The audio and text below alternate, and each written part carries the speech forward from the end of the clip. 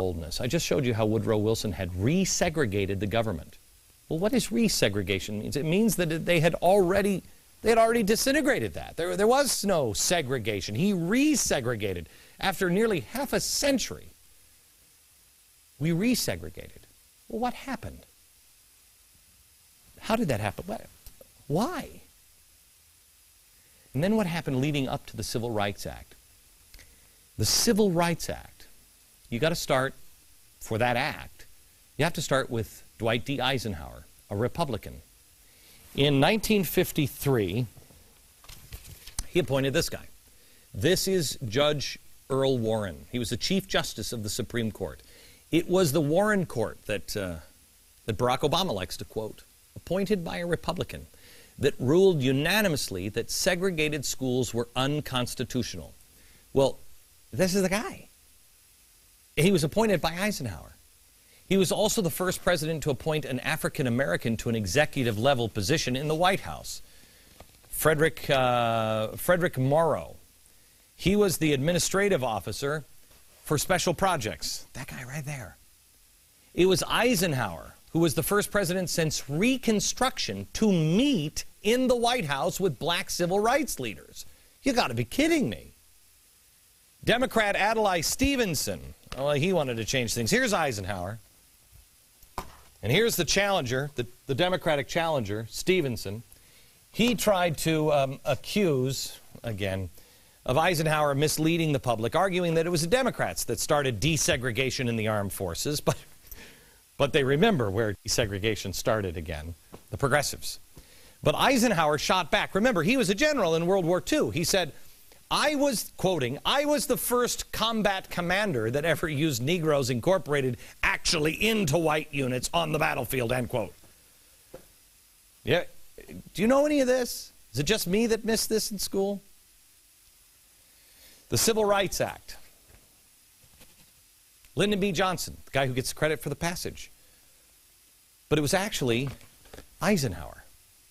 It was Eisenhower who in 1957 pushed to get the first civil rights bill passed. But 1964. That's when the civil rights bill finally passed. It actually had some teeth in it, could get the job done. Well, what happened in 1957? Well, what happened there? Well, what happened there is Congress. There was a senator who was the majority leader in Congress, and he wouldn't allow it to pass. He said Part 3 of this had to be taken out. Well, Eisenhower said, no.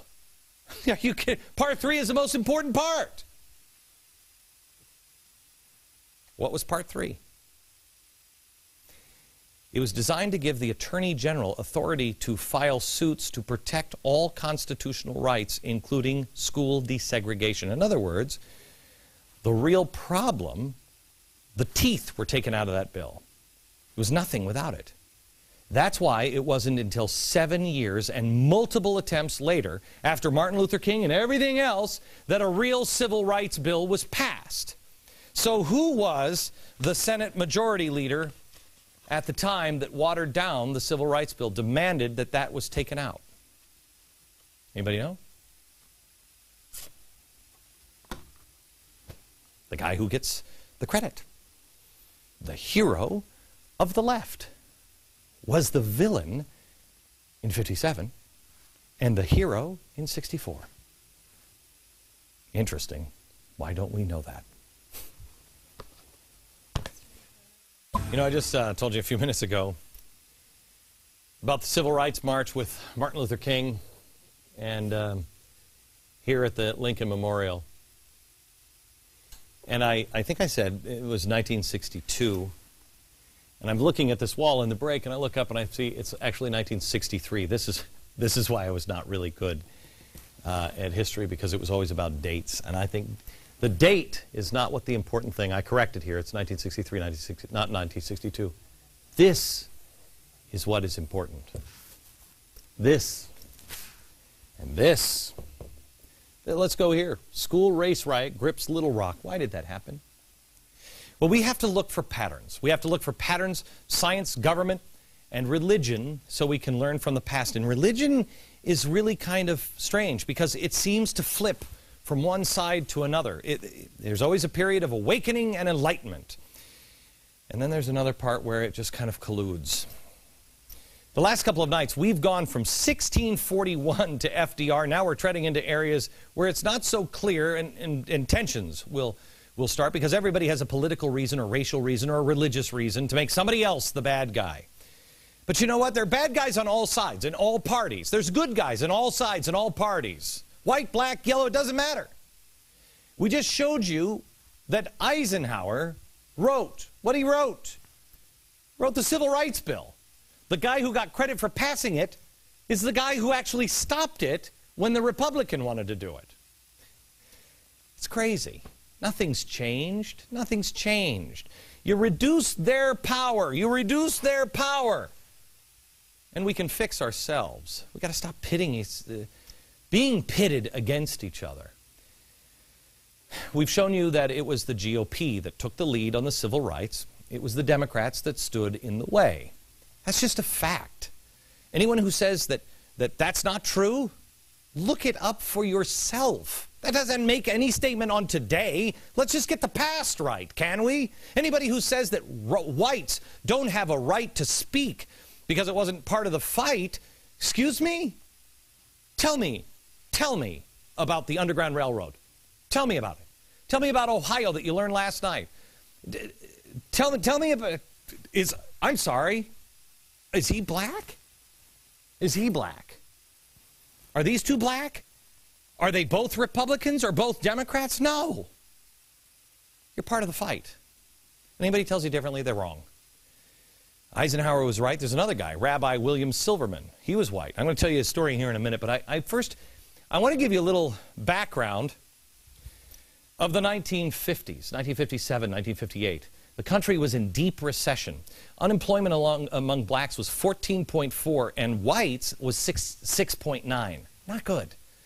The economy was shrinking. Segregation was still a reality. And on September 12th, the Supreme Court decided unanimously to overturn the district court decision allowing Little Rock, the school board, to postpone school segregation. They wanted to postpone it until 1960 because of the threat of continued violence. That was a decision by Earl Warren, who was appointed by this guy, appointed by President Eisenhower. After the Supreme Court's Brown decision that separate school for blacks and whites were unconstitutional, well, then the country started going just a hell in a handbasket because people, it was a mess. Nashville was undergoing court-ordered school desegregation. Racial tensions were high. Unemployment, again, it's government, it's religion, it's commerce. Well, one night, 1958, a bomb goes off at the entrance of the JCC, the Jewish Community Building. 20 minutes after the explosion, a bomber called Rabbi Silverman. He's at the Vine Street Temple. He was called. And he picks up the phone. It's the rabbi. And the voice on the other end threatens to blow up the synagogue and other places that were sympathetic to the cause of African Americans. Well, Silverman had been a vocal supporter of integration, and some local Jews blamed him for his outspokenness. Well, you're just causing all this trouble. What? Now, I want you to know, Silverman was into social justice. Social justice. I don't agree with social justice. I think social justice is a nightmare. But you know what? Not everybody that believes in social justice is bad.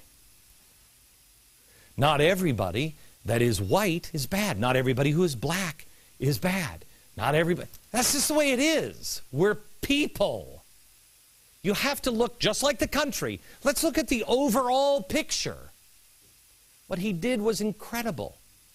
He was unbound by the threats. Rabbi Silverman defended integration in his sermon to his congregants right after that. He remained an outspoken civil rights activist. He continued receiving vicious death threats. One of the threats, they called him up and said, quote, "We know your oldest son goes to Hillsborough High School. He gets out at 2:30. We know the bus he takes and the route home.